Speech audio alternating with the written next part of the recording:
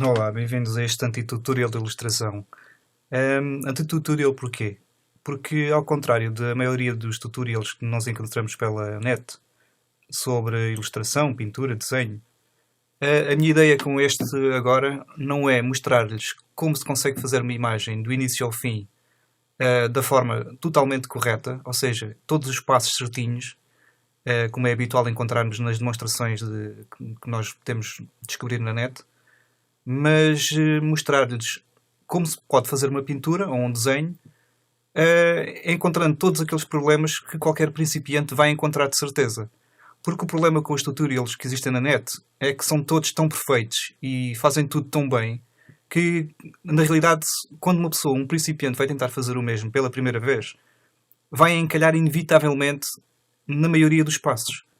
E isso pode ser muito frustrante, levando as pessoas até a desistirem de tentar. Eu sei por experiência própria, porque durante anos tentei adaptar-me ao digital e encontrava sempre barreiras, mais de frustração do que outra coisa, porque tentava seguir à risca grande parte dos tutorials que descobria na net e inevitavelmente encalhava em partes que eles não explicavam como se poderia sair desses encalhos.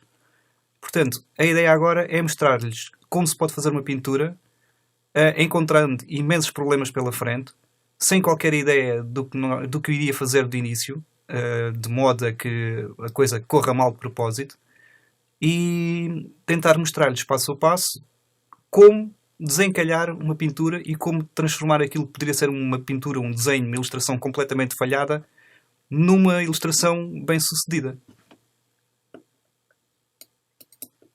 Antes de mais, se calhar agora começávamos por umas pequenas bases de Photoshop, nomeadamente umas pequenas palavras sobre os brushes, que são aquilo que vocês mais vão poder utilizar quando fazem uma ilustração e que são aquelas pequenas pontas que se encontra disponíveis na internet, em vários sites, onde vocês podem fazer download, ou então podem criar os vossos próprios brushes no final, ou no futuro, e do qual o Photoshop traz apenas um pequeno set. Este que estão a ver no ecrã é o meu, é uma coleção de alguns que fui encontrando pela net, outros que fiz eu próprio. Este aqui que vocês vão ver é normalmente o que vem básico com o Photoshop. Qualquer um destas pontas básicas que vêm com o Photoshop dá perfeitamente para fazer uma ilustração como a minha. Eu apenas já tenho umas pontas personalizadas que eu gosto de usar, mas não há qualquer problema em usar estas básicas, porque vão conseguir exatamente o mesmo resultado. Isto não tem a ver com as pontas, não tem a ver com os efeitos especiais, não tem a ver com nada, tem a ver com o próprio artista. Portanto, se vocês souberem desenhar, conseguem fazer um desenho com qualquer uma das pontas, independentemente seja uma destas que vem básica com o Photoshop, ou seja uma que vocês criam por vocês próprios, seja uma que vão buscar à internet, tanto faz. Eu mais tarde no meu site irei disponibilizar as minhas para vocês fazerem download, mas por agora, se não tiverem nada parecido com as que eu vou usar, podem usar perfeitamente as básicas, que eu mais tarde irei criar um tutorial a demonstrar como é que se consegue desenhar tão simplesmente com as básicas como com qualquer outra. Estas são as minhas. Tenho alguns settings meus já determinados por coisas que eu gosto de fazer. Mas essencialmente todas as minhas ilustrações recorrem apenas a 3, 4 pontas diferentes, não mais do que isso. Com exceção de um ou dois sprays ou uma coisa do género para misturar cores.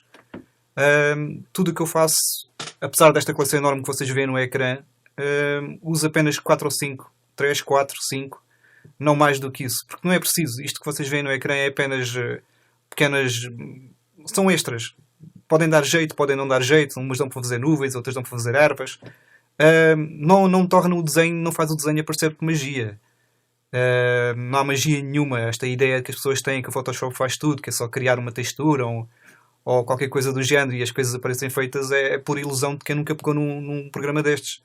Se vocês não souberem desenhar, podem ter a maior coleção de pontas do mundo, de efeitos, de filtros, de texturas, tudo o que vocês queiram, que não vão chegar a lado nenhum. Agora passamos àquilo que o digital para mim tem de melhor. Não só este programa do Photoshop, mas é comum a vários outros, e que são os famosos layers. Ou seja, são camadas. Camadas como se fossem folhas de papel sobrepostas e que podem ser usadas para nós desenharmos os elementos de uma ilustração em separado e depois manipular cada uma dessas camadas, de muitas e variadas formas, de modo a conseguir os mais diversos efeitos sem estragar aquilo que fizemos anteriormente. O que estão agora aqui a ver sou eu a desenhar a areia e o mar apenas numa única camada, o que não é uma boa coisa para se fazer, porque ao mexer na camada que tem esses dois elementos, inevitavelmente manipulo tanto o mar como a areia, e isso normalmente não é uma boa ideia. Portanto, o que se pretende é criar uma camada para cada um dos elementos, e é o que eu vou fazer agora, criando uma segunda camada por debaixo da camada que representa a areia para desenhar o mar. Por debaixo da camada da areia, podemos manipulá-la à vontade sem afetar o que desenhamos anteriormente. Como podem ver, apagando uma ou outra não afeta o que foi desenhado. E é essa a grande vantagem do Photoshop e de grande parte do digital.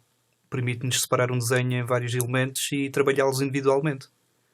Agora, uma terceira camada, essencialmente para se criar pormenores. Assim podemos detalhar à vontade cada um dos elementos interiores, sem ter que pintar por cima deles ou estragá-los ou cometer um erro qualquer. Neste caso estou aqui a meter umas ondinhas dentro da água ou uma coisa semelhante, e todas estas ondas, todos estes pequenos elementos, estes pequenos detalhes estão numa terceira camada que pode ser manipulada tal como as outras, como podem ver agora no ecrã. Agora falta o céu. O céu é mais outra camada, e esta camada desta vez está por detrás tanto da camada da areia como da camada do mar.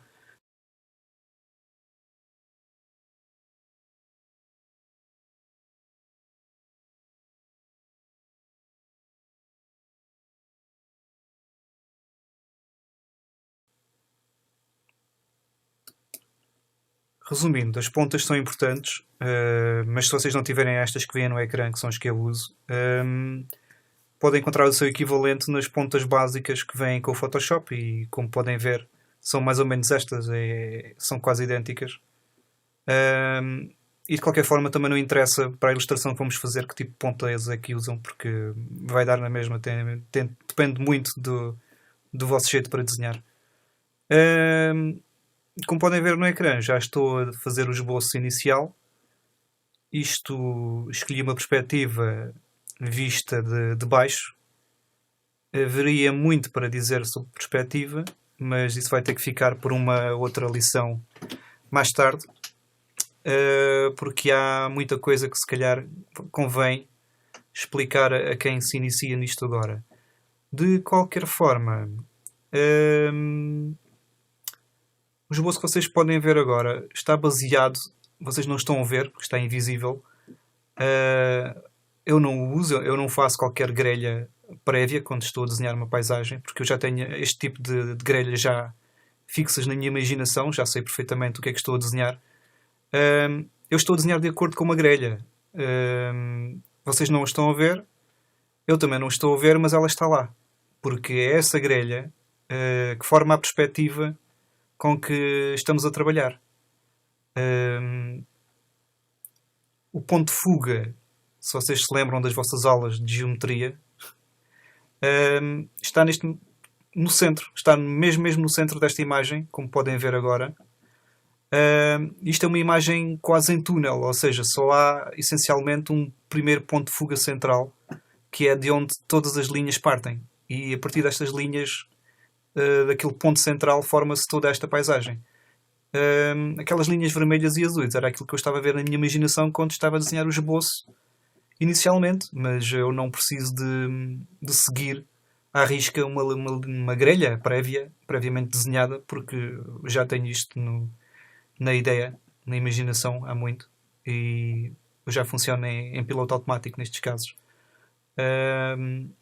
E também não convém que, se vocês estiverem a iniciar-se, que criem uma grelha para segui-la como se fosse uma régua, como se fosse um esquadro, porque senão o vosso desenho deixa de ser orgânico e passa a ser uma coisa muito rígida, e isso é a última coisa que se quer neste tipo de paisagem. Há que seguir uma grelha, há que saber que a grelha está lá, há que compreender porque é que a grelha parte daquele ponto e vai a outro ponto, mas não a sigam como se fosse uma aula de geometria com régua e esquadro, onde tudo tem que bater certinho, porque na natureza, apesar de tudo bater certinho, é tudo muito composto pelo nosso olhar.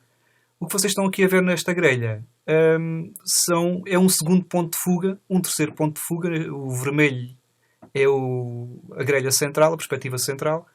O azul é um segundo ponto de fuga e o verde é o terceiro ponto de fuga. Ainda há uma perspectiva apontando para um ponto de fuga que está fora do papel e que nos permite definir a altitude a que cada elemento lá na parte mais alta do desenho está. Isto agora são tudo coisas muito mais complicadas de explicar neste momento, porque depois perdia-se o objetivo também deste tutorial agora.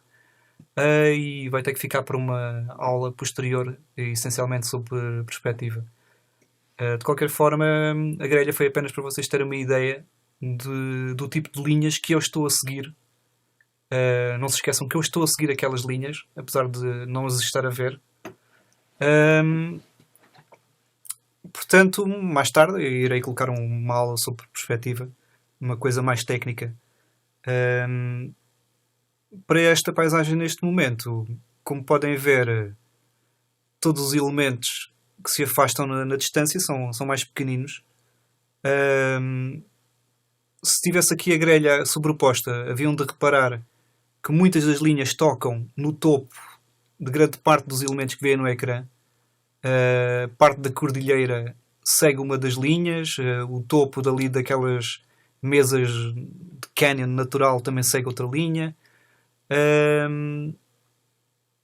Esta ponte que eu comecei a fazer e acabei por deitar fora porque era demasiado intrusiva para o cenário e eu pretendo que isto seja um espaço aberto.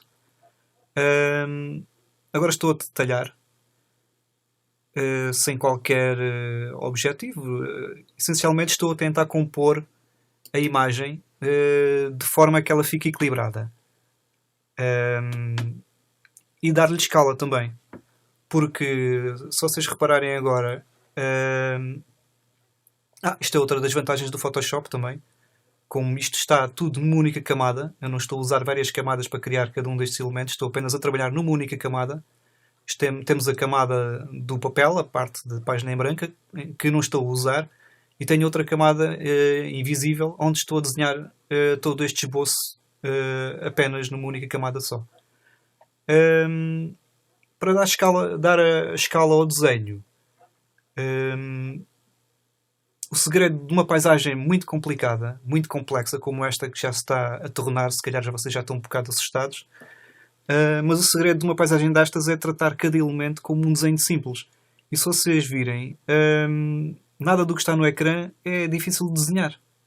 Apenas está muito simplificado, são muitos elementos e estão todos de acordo com uma grelha imaginária que eu estou ainda continuadamente a seguir.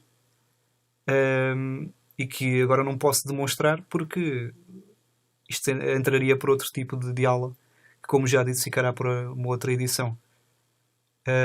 Agora estou a criar uma estrada. Eu comecei este desenho sem ideias nenhumas.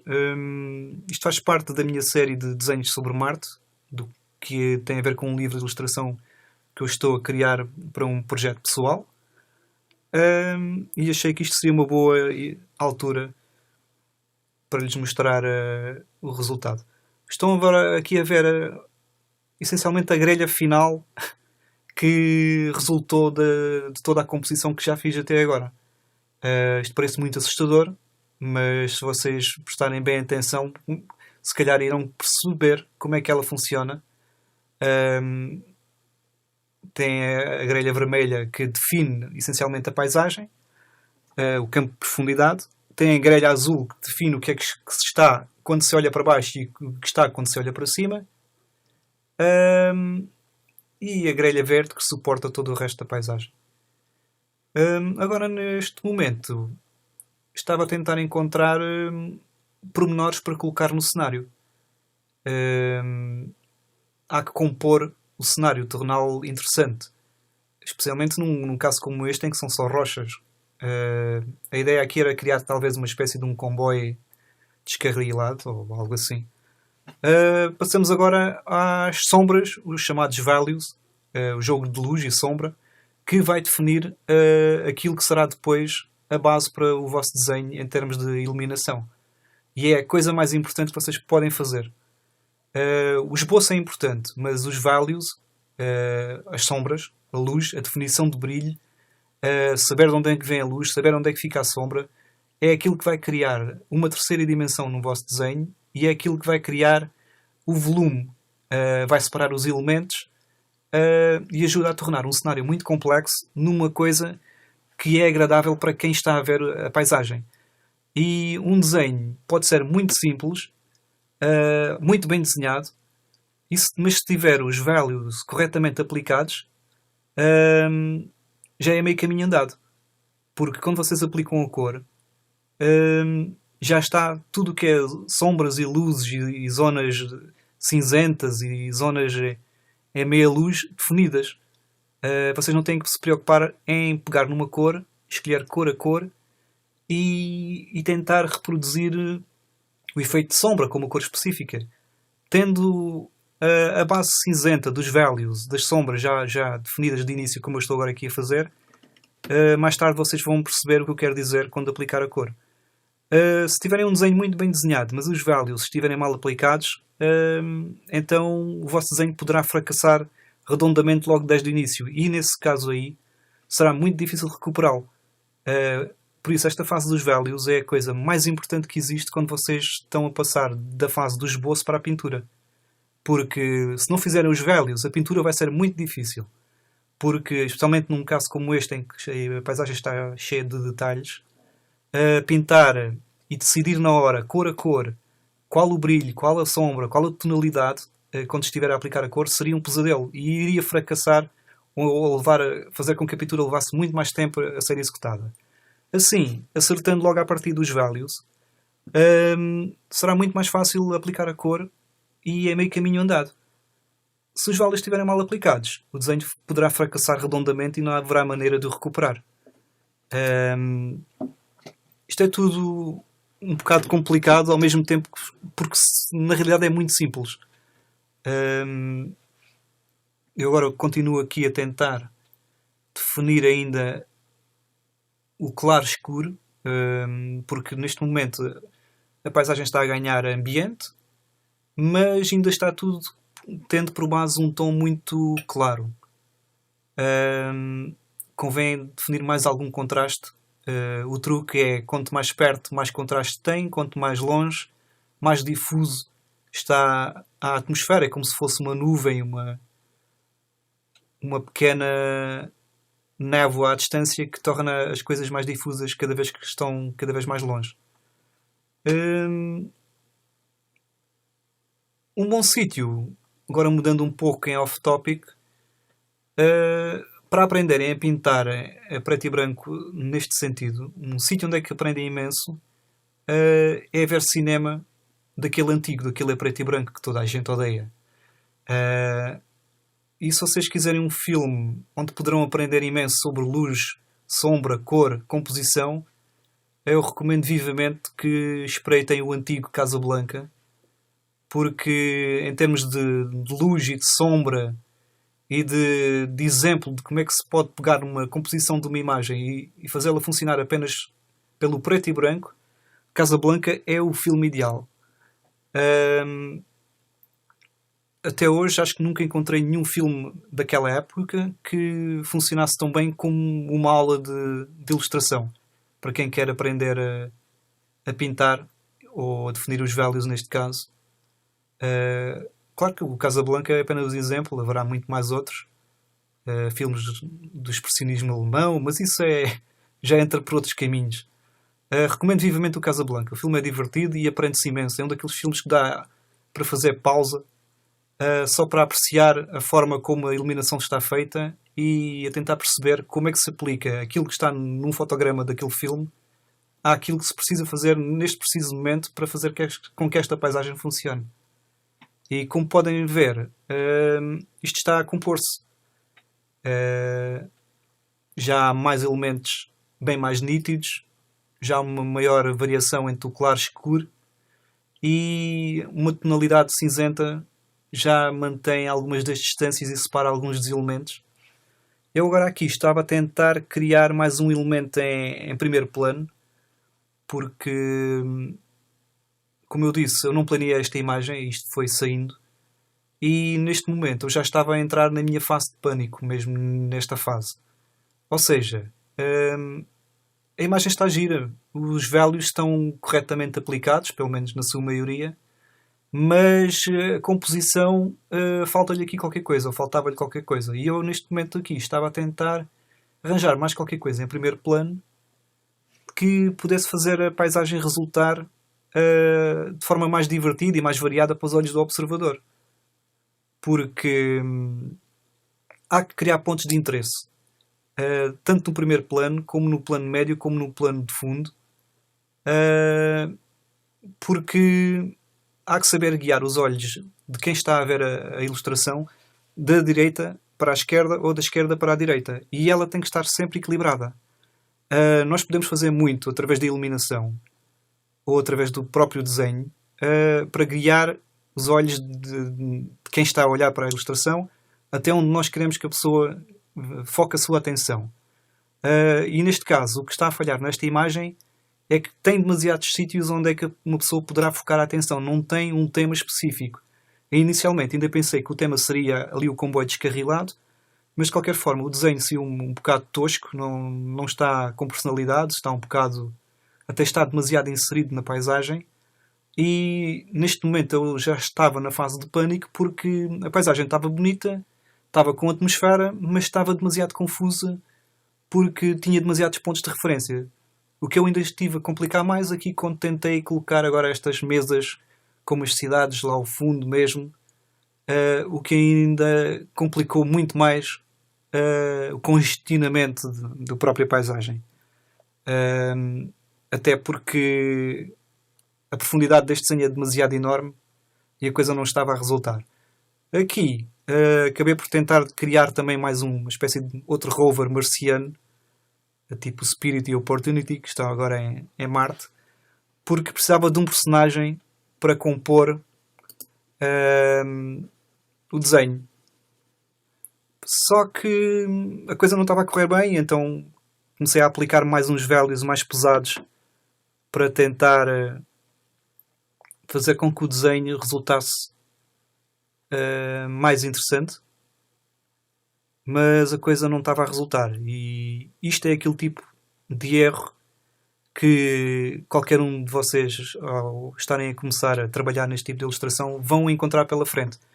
Especialmente se tentarem fazer uma paisagem tão complicada como esta. Foi por isso que eu quis fazer este tutorial utilizando um desenho realmente complicado de produzir.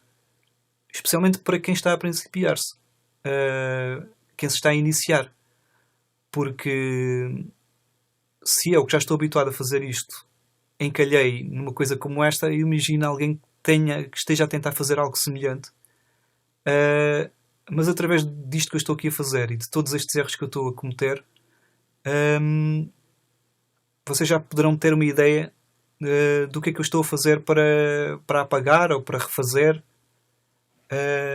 e para tentar dar um equilíbrio à imagem.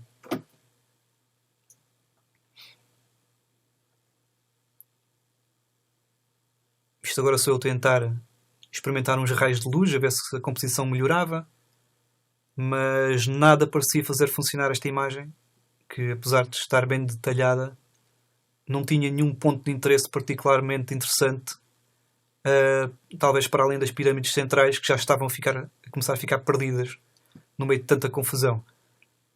Mesmo assim, ainda pensei que a cor salvasse a coisa, e portanto vamos passar então à cor. A cor, tal como aconteceu em relação às sombras e aos values, convém começar com uma tonalidade bem suave. Neste caso aqui, como estamos a falar de um canyon marciano, talvez com rochas vermelhas ou algo assim do género, a ideia é primeiro dar o chamado wash, que não é mais do que uma camada base, independentemente daquilo que se pinta, não importa, não se preocupem em pintar detalhes, porque um dos principais erros dos principiantes é tentarem aplicar a cor detalhe a detalhe. Não entrem por aí, porque vão perder muitas horas vão isolar os elementos e depois não sabem como é que usam de eliminar um a um. E não se eliminam os elementos um a um, eliminam-se de forma global, através de uma cor base, tal como na natureza. Por exemplo, vocês veem um dia em que há um pôr do sol, em que está tudo vermelho.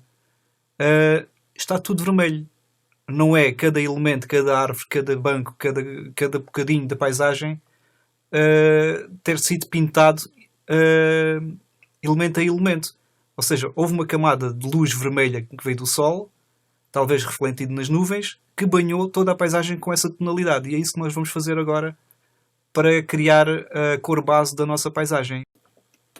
Uma coisa muito importante na pintura é o estado da vossa layer. O que é que isto quer dizer? Normalmente a layer está no normal, e quando a layer está no normal, toda a tinta que vocês aplicarem nessa mesma layer, mesmo que tenha outras layers por debaixo, não vai funcionar muito bem, vai funcionar quase como se fosse um guache em cima de uma coisa que já está por baixo dessa pintura. E isso não é isso que se pretende. Nós pretendemos aplicar a cor de uma forma em que nós consigamos ver o que está por debaixo. E para isso há que mudar o estado normal dessa layer para o estado multiply, por exemplo. Que é um estado que aplica uma certa transparência à cor que vocês estão a usar e cria uma ilusão de ótica de que a estarão a usar por debaixo dos values ou do esboço que já fizeram, e ajuda imenso a pintar a paisagem de uma forma que depois podem alterar no futuro. Porque o truque aqui é criar a ilusão de luz. Não é... Ninguém espera que vocês, ou que um ilustrador, seja um Rembrandt, ou um Monet, ou um pintor clássico que tem por obrigação, ou pretendia, detalhar ao pormenor exato toda a luz que pretendia reproduzir. Isto aqui, o que interessa é criar a sensação de forma correta, mesmo partindo de princípios que à partida não serão exatos, mas interessa criar a sensação de que o ambiente está iluminado por uma fonte de luz. Às vezes, essa fonte de luz pode banhar de forma diferente alguns elementos, mas é tudo uma questão de ilusão de ótica. Se vocês não complicarem muito a forma como iluminam, a vossa paisagem poderá ficar descomplicada. E a luz, tal como eu estou a aplicá-la agora, pode salvar uma paisagem, apesar de neste momento a coisa ainda parecer muito, muito, muito complicada. Até porque eu nesta altura ainda não fazia a mínima ideia de como iria eliminar esta cena. E tudo o que eu estou aqui a fazer, apesar de tento ter por base uma zona de luz que eu sei qual é que estou a utilizar. Como podem ver, a parte central deixei a branco, é como se fosse a zona por onde entra a luz, e tudo o que está em redor está banhado pelo reflexo que essa luz está a emitir. Mas isso não quer dizer que a paisagem esteja a funcionar. Apenas as várias tonalidades já estão a definir mais ou menos cada forma de cada rocha, embora em alguns sítios ainda complique mais e parece que vai tornar tudo bem mais difícil de continuar a pintar, como aconteceu. Mas eu nesta fase estava mesmo a tentar ainda encontrar a iluminação correta para esta paisagem. O que vocês veem aqui a aplicar é um bom exemplo do meu pânico, porque isto não está propriamente muito profissional. Ainda estava a tentar descobrir. O problema aqui é que esta paisagem tem tantos detalhes que eu estou a pintá-la de uma forma que, à partida, não seria a indicada para a fazer resultar. Ou seja,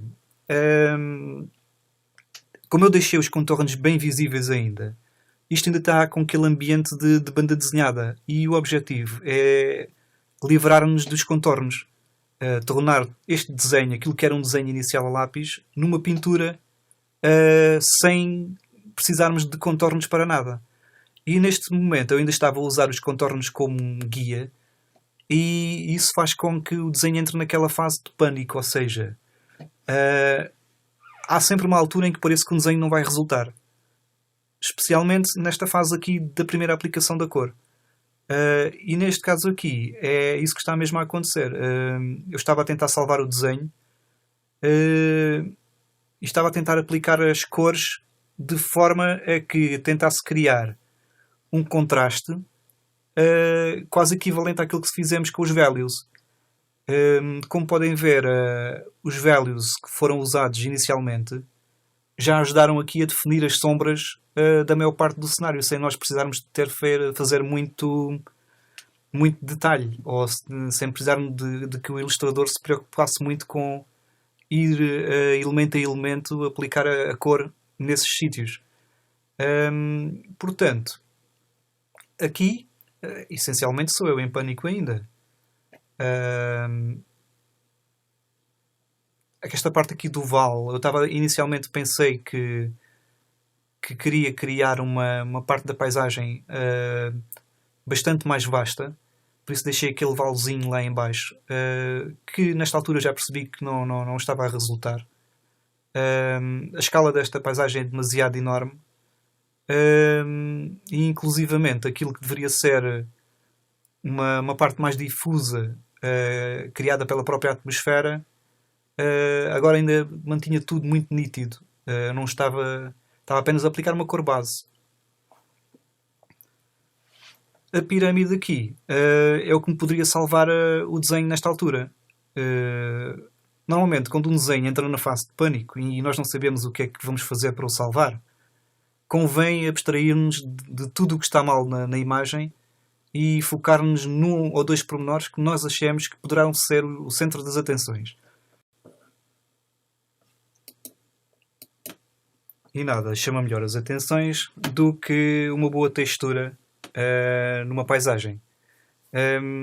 Isto é um assunto polémico para algumas pessoas, porque é aquela fase de um desenho em que muita gente diz: então mas agora vais usar texturas, isso já não é pintar a sério. Bom, eu durante anos também pensava assim. E durante anos andei a tentar reproduzir digitalmente aquilo que toda a gente faz usando texturas. Tudo o que vocês veem naquelas paisagens espetaculares digitais que inundam filmes como O Senhor dos Anéis, O Hobbit e tudo o que é cinema de fantasia, não são desenhos.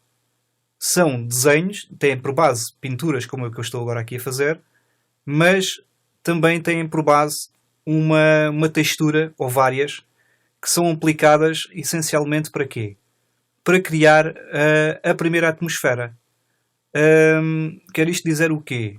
Depois de aplicarmos a cor como eu fiz, a maneira mais perfeita de encontrar um tipo de iluminação ou um tipo de cor adicional, em vez de perdermos horas a fio a tentar criar uma textura, é pegar numa fotografia tal como eu estou agora aqui a fazer. Não interessa o quê, vocês podem pegar numa fotografia de um comboio e meter em cima desta paisagem, pode ser um carro, pode ser uma mulher, pode ser o que vocês quiserem, não interessa, porque a fotografia só vai apenas definir a textura e a textura vai definir a cor. Como vocês estão agora aqui a ver, esta textura já me deu imensa vida àquilo que eu inicialmente parecia um desenho morto e enterrado. Se eu tentasse recuperar aquele desenho à mão, entre aspas, de forma tradicionalmente que se entende por aquilo que é um desenho, ou seja, com um pincel e ir tentando reproduzir o que vocês veem agora aqui no desenho, elemento a elemento, eu podia ficar aqui 50, 60 horas a tentar criar este efeito que vocês veem agora no ecrã. E isso, como alguns amigos meus ilustradores me disseram há um par de meses atrás, seria completamente inviável em termos comerciais.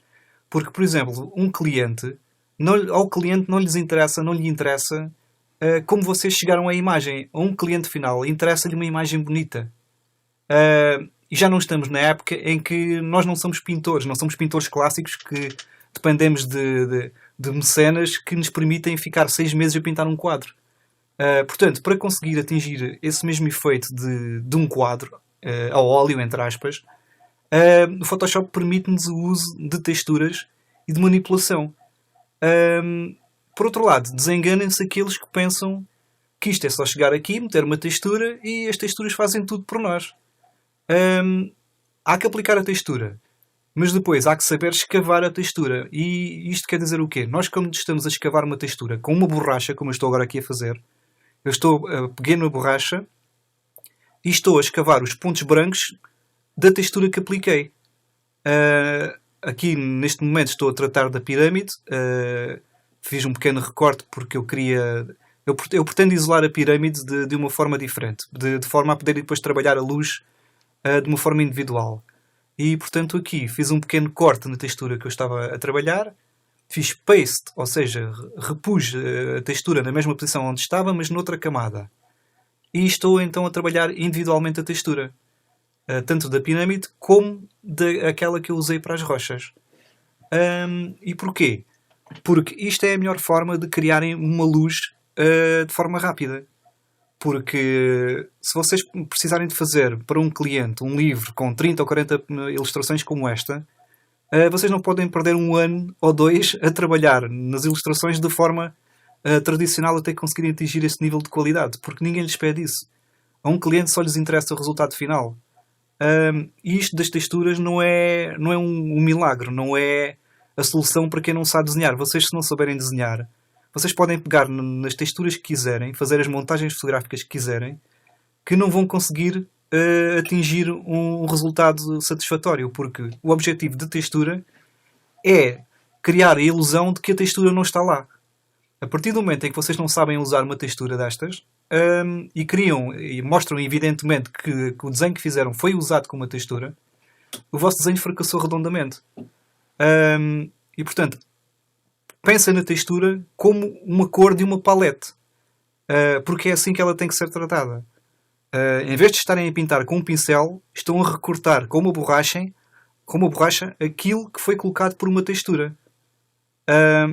E pronto, e lá está, há que saber colocar a textura. Vocês não podem colocar uma textura sem perceber um pouco de iluminação. E portanto, se os vossos values iniciais não forem pintados à mão de forma que vocês o saibam fazer, se os vossos values estiverem mal concebidos, podem aplicar as texturas que quiserem que vocês não vão conseguir salvar o vosso desenho. Portanto, isto é tudo uma técnica, no fundo, de pintura, só que de forma inversa. Depois de aplicarem a textura, então podem voltar ao método tradicional, que foi o que eu fiz agora. Eu já estou nessa fase novamente. O que estão agora aqui a ver sou eu a tentar manipular o enquadramento da ilustração. Selecionei várias camadas com vários elementos e estou a tentar encontrar a forma de enquadrar melhor esta imagem, porque a composição disto nunca me agradou. Eu estou a tentar salvar ainda o ponto focal da ilustração, ou seja, a ilustração continua bonita, interessante, detalhada, mas continua a ser um ponto de interesse em particular. Portanto, aqui estou a tentar novamente voltar aos values. Como podem ver, eliminei a textura, escondi-a, porque lá está, a textura não faz milagres. Eu podia ter colocado aqui uma textura toda bonitinha, inclusive uma textura de rocha perfeitamente adequada à paisagem que estou a fazer, mas isto falharia redondamente na mesma, porque os values iniciais estavam mal aplicados. E aqui o que eu estou a tentar fazer é corrigir esses values. Isto não é propriamente aquilo que se deve fazer para criar uma imagem destas de raiz logo à primeira. Como se lembram, o meu objetivo com este tutorial é mostrar o tipo de erros que um principiante irá inevitavelmente fazer e tentar mostrar-lhes as várias maneiras e as várias tentativas e os vários passos que eu utilizei para tentar safar-me dos próprios erros que cometi. Como podem ver agora aqui, eu estou a tentar plano. Isto porquê? Porque o desenho está muito bonito, sim senhor, mas está praticamente todo baseado num plano, no mesmo plano em que a pirâmide se encontra. Não há nada de interesse no primeiro plano. Aqui o plano do meio está o robozinho de um lado, tem aquele comboio um bocado de farsolas do outro, aquelas rochas vermelhas que até ficam bem, mas ainda não estão propriamente definidas, nem sei bem para que é que serviriam nesta altura. E o que eu estava aqui a tentar fazer agora era, com base, lá está, na iluminação que foi gerada e definida pela textura que eu utilizei com base na fotografia, tentar encontrar o tipo de cor adequada para eliminar este primeiro plano, de modo a incluir alguns objetos que fossem interessantes para o olho do leitor, da pessoa que está a contemplar a ilustração. E isto aqui é a parte mais complicada também, porque, principalmente no caso desta ilustração, que é bem complexa, se não soubermos inserir bem estes elementos em primeiro plano, a coisa pode se tornar caótica. E eu, apesar de saber o que eu estava a fazer nesta altura, comecei a perceber que esta imagem não ia a lado nenhum em termos de composição. Está dinâmica, está dramática, mas não estava a funcionar. Como podem ver agora, eu fiz um zoom. Devem recordar-se que eu ainda não tinha feito zoom. Não tinha feito nenhuma ampliação de nenhum detalhe até agora. Isto porquê? Porque vocês devem criar uma paisagem, pelo menos até esta fase, se possível, sem tentarem se aproximar muito de cada detalhe. Lembrem-se que se vocês estiverem a fazer um zoom muito aproximado, estão a ver o detalhe, mas estão apenas a ver esse detalhe, não estão a ver a forma como o detalhe funciona na composição do resto da paisagem. E, portanto, não usem e abusem do zoom. O zoom é uma ferramenta que vai servir para uma fase final, como irão ver muito mais à frente, para conseguir detalhar aquilo que é importante na vossa paisagem, não para salvar a vossa paisagem ou construí-la de raiz. Aqui isso é outra vez já em modo pânico, como podem ver. Estava a tentar inserir aqui um templo fenício ou grego ou qualquer coisa do género, porque decidi que o comboio não resultava e estava a tentar desesperadamente encontrar algum objeto de primeiro plano que fosse interessante para os olhos de quem está a ver a composição. Inicialmente pensei em continuar com o comboio. Isto aqui que eu estou a fazer era para ser um comboio e depois passou a ser, agora aqui era para ser um dirigível, como se fosse um dirigível que tinha caído numa altura e ficado aqui estatelado no chão, mas de certa forma isto não estava a resultar. Notem que isto aqui eu criei uma camada para aquela parte clarinha e estou a desenhar em cima dessa camada. E estou a tentar criar um objeto de primeiro plano que seja o foco das atenções do desenho. Ou seja, a ideia é passar a atenção do global da paisagem para um elemento, de modo a que seja esse elemento a coisa mais interessante do cenário e seja o objeto que vai guiar o olhar da pessoa que está a ver a ilustração de um lado para o outro. Hão de reparar que eu volto, o Photoshop permite-nos isso e é uma coisa essencial que vocês devem fazer sempre. Hão de reparar que eu, volta e meia, volto completamente a tela de um lado para o outro e inverto completamente a posição. O que está na esquerda vai para a direita, o que vai para a direita vai para a esquerda.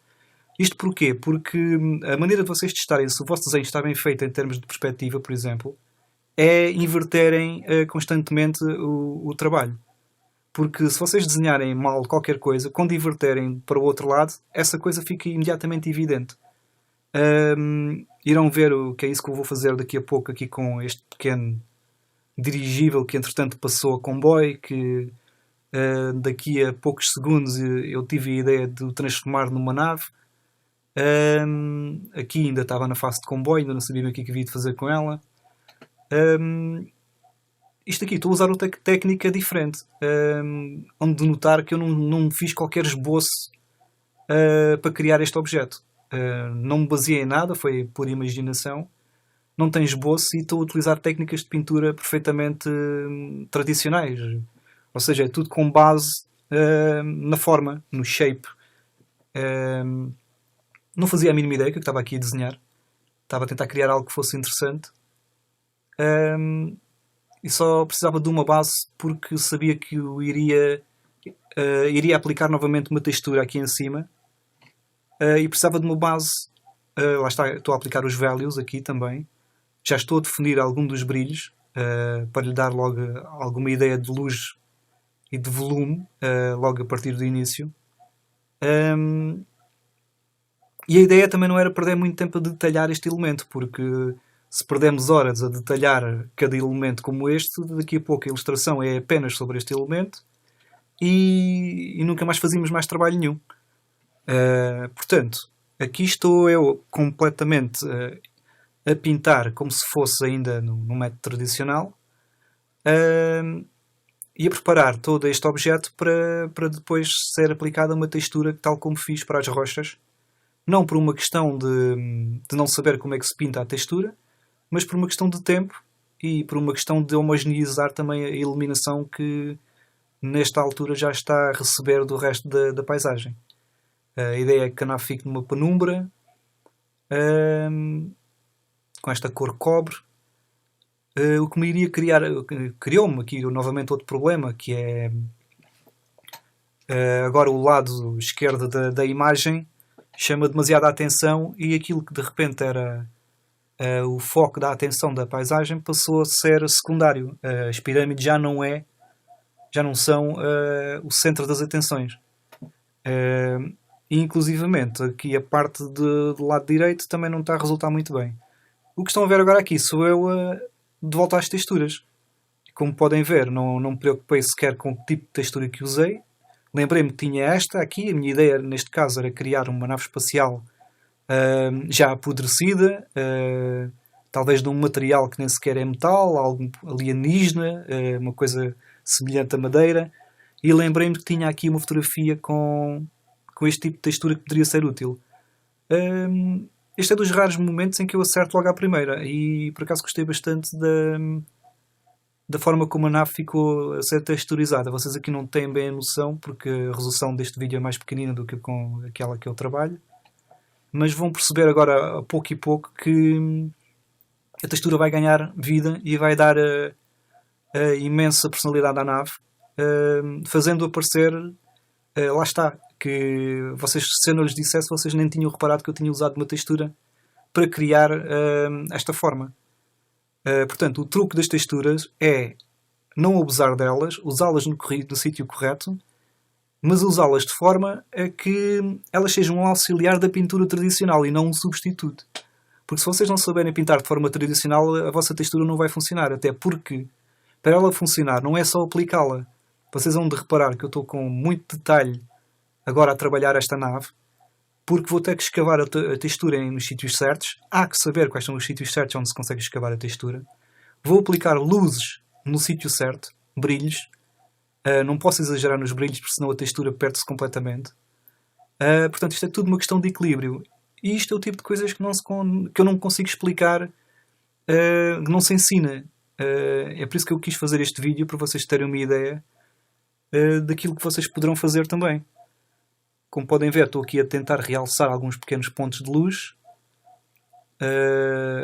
Nesta altura a textura já está perfeitamente disfarçada, já aparece incluída dentro da própria paisagem, já aparece uma pintura tradicional, e é esse o objetivo que se pretende. Nunca tornar a textura o centro das atenções e usar a textura como se fosse uma tinta qualquer, como se fosse uma tinta normal. A textura apenas nos permite poupar tempo, porque tudo o que vocês estão aqui a ver, eu consigo fazer isto perfeitamente com à mão, lápis pontinho a pontinho. Só que isto levaria-me pelo menos um par de horas mais, e quando trabalhamos para clientes que precisam do trabalho para ontem, não convém estar a perder e armar-nos em artistas, porque o cliente não paga para a gente se armar em artistas. O cliente paga a imagem final. E foi isso que eu não percebi durante anos, porque eu durante anos andei eu próprio a tentar reproduzir as texturas à mão.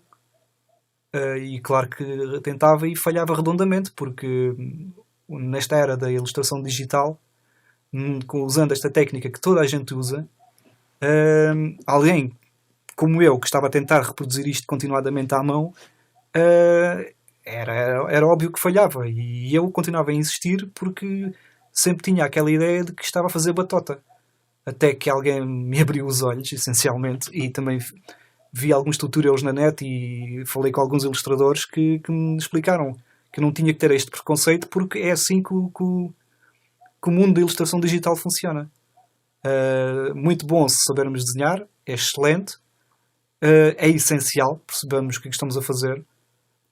É melhor realçar mais uma vez que a textura não faz nada por vocês. Portanto, se vocês não sabem pintar, nem vale a pena perderem tempo. Portanto, pratiquem ao máximo todas as técnicas tradicionais que conseguirem encontrar, conseguirem aprender, mas depois não tenham preconceitos em usar a textura para criar o tipo de efeitos que lhes irá facilitar imenso as pinturas mais complexas e irá tornar as vossas paisagens uma coisa muito mais orgânica e muito mais cinematográfica, como convém. Aqui estou a usar mais outra textura novamente para o interior da nave, porque a minha ideia aqui era mesmo criar aquele tipo de estrutura interna que se pode ver através da brecha da nave que se despenhou. Isto é um bom exemplo de um tipo de pormenor que, se fosse feito à mão, à pata, tradicionalmente, seria um pesadelo. Ou seja, eu poderia ter passado aqui pelo menos uma boa hora e meia só para pintar este efeito, com zoom para trás, zoom para a frente, zoom para um lado, zoom para o outro, e o cliente nem se aperceberia de que eu tinha tido todo aquele trabalho. E grande parte das vezes resultam bastante melhor do que se vocês estivessem a fazer uma textura à mão, porque teriam que estar a pensar na textura como um desenho único e seria quase o mesmo que estar a desenhar um desenho de raiz só para fazer a textura que precisam. Lá está, aqui isto é um bom exemplo da forma como se mistura uma textura com a pintura tradicional. Aqui estou eu a tentar criar alguns destroços na nave. E é um bom exemplo daquilo que eu estava a dizer. Se vocês não sabem pintar tradicionalmente, vocês não conseguem reproduzir isto que eu estou a fazer. Porque nenhum destes traços que eu estou aqui a pintar é desenhado ao calhas. Eu estou a desenhar estes traços por uma razão. Estão apontados na direção que estão apontados por uma razão. Agora estou a aplicar um pequeno glaze noutra camada. Este glaze é para quê? Esta parte do ecrã estava a ficar muito escura. Eu estou a tentar dar alguma luz de forma que não chame demasiada atenção também, porque o que importa nesta imagem não é a luz aqui nesta zona. Mas precisava de destacar a imagem, precisava de destacar a nave, porque, como podem ver, o tom é demasiado comum ao objeto. E agora fiz este zoom, estou a focar-me principalmente em refinar alguns dos pormenores, porque nesta altura esta nave já se tornou o centro das atenções e a principal coisa do desenho. Como já devem ter notado, o desenho ganhou mais vida do que tinha anteriormente. Não pelas texturas, mas pela inserção do objeto em primeiro plano, que de repente se tornou a coisa mais interessante da paisagem. E o que definiu o ambiente da paisagem é esta nave que está despenhada. Do lado de esquerda, então, temos um elemento que quase que abarca metade da imagem, apesar de ainda conter elementos da paisagem. E, à medida que o olhar passa para o lado direito, o observador vai abrindo, vai sentindo que o mundo se abre perante os seus olhos. E é isso que esta imagem precisava. Precisava de um ponto focal que fosse inicial, de forma cinematográfica quase, como se fosse um travelling de uma câmara. Quando a pessoa olha de um lado para o outro, vai descobrindo, o seu cérebro vai descobrindo o mundo pouco a pouco. Portanto, este objeto em primeiro plano é muito importante para a composição desta imagem. Eu podia ter planeado isto logo inicialmente, antes até de fazer aquele primeiro esboço a lápis, como se lembram, foi apenas baseado numa grelha de uma simples perspectiva básica. Mas como na altura não tinha ideia nenhuma para o que eu queria fazer, nem fazia ideia que esta nave iria surgir neste passo. E pronto, ficamos agora por aqui nesta primeira parte. Não se esqueçam de espreitar a segunda para ver a conclusão da ilustração. Porque se pensam que isto já terminou, estão muito enganados. Isto ainda vai dar muita reviravolta até chegar à imagem final que vocês viram no início do vídeo.